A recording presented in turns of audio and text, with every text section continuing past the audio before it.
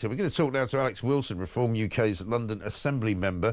Alex, very good morning to you. Welcome to the show. A big weekend for Reform, obviously. I was very interested to see the reaction of the media to the Reform wipeout, as I'm calling it, that happened on Thursday. You know, winning control of 10 councils, getting the Runcorn seat for Reform for the 5th MP, and of course all the mayors that you've now got knocking around as well. I've got a question here from Cliff in Berkshire. I'm just going to ask it to you. I know you don't speak absolutely for Reform and what the management will say, but here, how about this?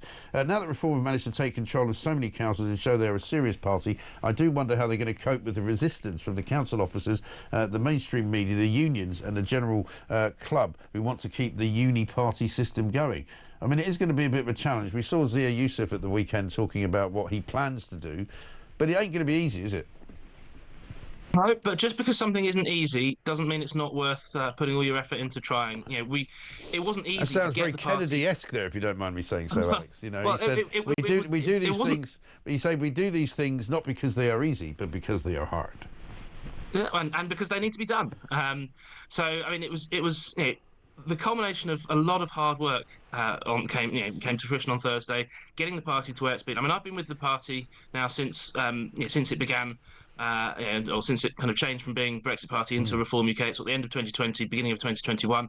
And in that time, we fought elections, and to be honest, we haven't really done that well in them. The first set of elections we did in 2021, local elections, London elections, we didn't really trouble the scorers. We then obviously moved forwards a couple of years. Last year's London election personally was a great success for me, and I'm very, very proud of that. But again, the local elections themselves last year, we only contested 12% of vacancies and only had 2 councillors elected.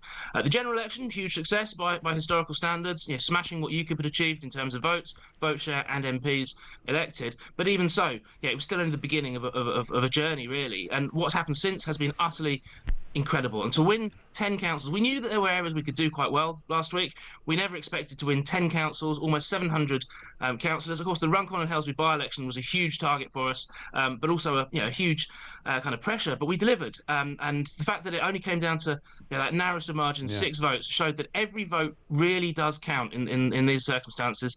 And every person that went up there to help on that campaign, everyone can feel that they made the difference because they genuinely did. But you're right, it's now we've got these positions that we've been or our council's been elected to.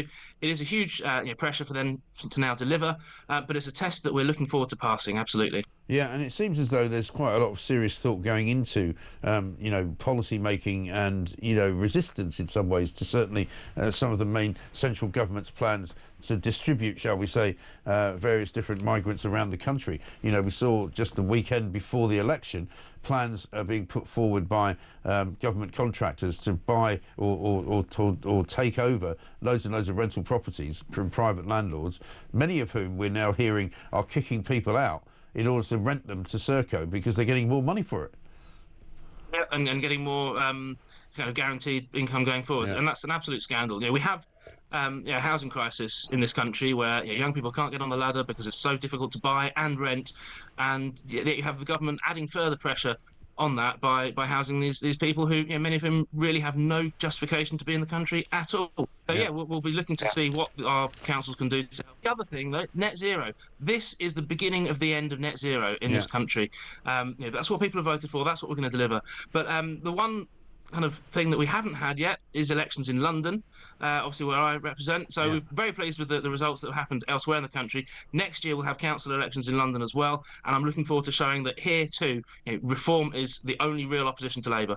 I mean, one of the things I've been hearing from people who watch and study these things is that most of the local elections that were held on Thursday were in sort of less metropolitan areas, shall we say. And we know, for example, in London, London could be an area all on its own. Even when, the Tories were ruling the roost, it was still a Labour city. And it's probably more likely to be a Labour city for the considerable future anyway.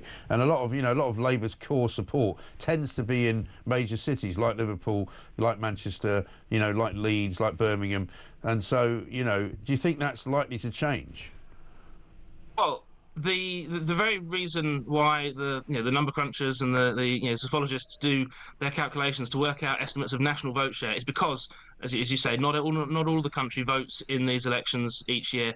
But Professor Curtis on the BBC and Rallings and Thrasher on Sky both came with a national lead for reform if the whole country had been voting, with a vote share of between 30 to 32%, which is higher than our current national voting intention polling. It's a real sense of momentum, and I think absolutely there are parts of the country where, there were parts of the country last week where we got really unexpected results that far beyond what we thought could happen, and I think that will roll forwards into the metropolitan boroughs and London next year, where again we've got a huge opportunity. The fact is the Conservatives are broken, their brand is broken, their leadership is broken, and their promises were broken when they're in government. So why would anyone look to them now to be the opposition to Labour? They're not. We've got an opportunity to show we can deliver, but also an opportunity to show we really can hold this failing government to account, and we can be the alternative. And just to give you a little smile at the end of our conversation, I don't know if you've seen the Telegraph front page this morning. They've got a story saying Rwandan accommodation paid for by British taxpayers could soon be used to house migrants deported by Donald Trump out of America. I haven't seen that story yet, but it doesn't surprise me. It's a shocker, isn't it? Absolute farce. The whole immigration system and the way it's been handled by both the last government and this government, complete farce. That's why we need change. That's why we need reform. Indeed. Good to talk to you. Alex Wilson, thank you very much indeed. Reform UK's London Assembly member.